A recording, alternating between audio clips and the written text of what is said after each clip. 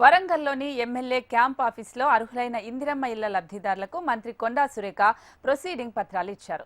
తూర్పు నియోజకవర్గంలో 1617 మంది లబ్ధిదారులకు ప్రొసీడింగ్ కాపీ ఇచ్చారు మంత్రి. గత 10 ఏళ్లలో ఒక్కరికి కూడా డబుల్ బెడ్రూమ్ ఇల్లు రాలేదని, పేదల కోసం, మహిళల కోసం గత బీఆర్ఎస్ ప్రభుత్వం ఏమీ చేయలేదని మండిపడ్డారు.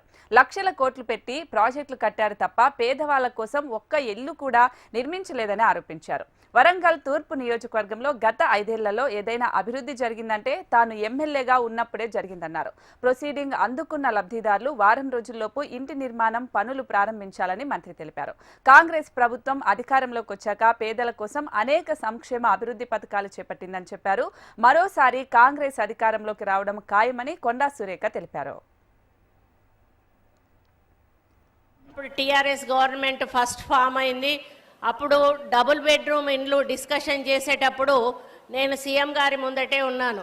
ఆ రోజు నేను ఆయనతో ఒకటే మాట అన్నాను, అన్న డబుల్ బెడ్రూమ్ ఇండ్లు వేరు, మామూలుగా కొంతమందికి ఇంతో అంతో స్థలం ఉంటుంది, ఆ స్థలాలలో ఇండ్లు లేకుండా ఏదో గుడిసెల్లాగా వేసుకొని వాళ్ళ జీవనాన్ని కొనసాగిస్తూ ఉంటారు.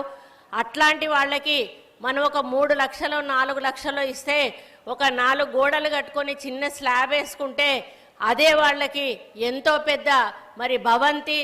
అటువంటి వాళ్ళు కోట్ల మంది ఉన్నారు, కనీసం అదైనా ఇవ్వండి అని చెప్పి నేను పదే అడిగినప్పుడు ఆయన ఏమన్నారంటే, ఎందుకు ప్రతి ఒక్కరికి డబుల్ బెడ్రూమ్ ఇల్లు ఇద్దాము అని చెప్పి మీకు తెలుసు ఏమని మాట్లాడాడు. అల్లుడు ఎక్కడ ఉండాలి, బిడ్డ ఎక్కడ ఉండాలి, కోడెక్కడ ఉండాలి, మేకెక్కడ ఉండాలి, ఈ విధంగా మాటలు చెప్పి మనల్ని మాయలు చేసి మరి ఇక్కడ వచ్చి మళ్ళీ మీరు కట్టుకున్నాక కళ్ళు గుడాలు మరి ఇక్కడికే వచ్చి నేను తాగి తింటాను అనేటువంటి మాట చెప్పడం జరిగింది.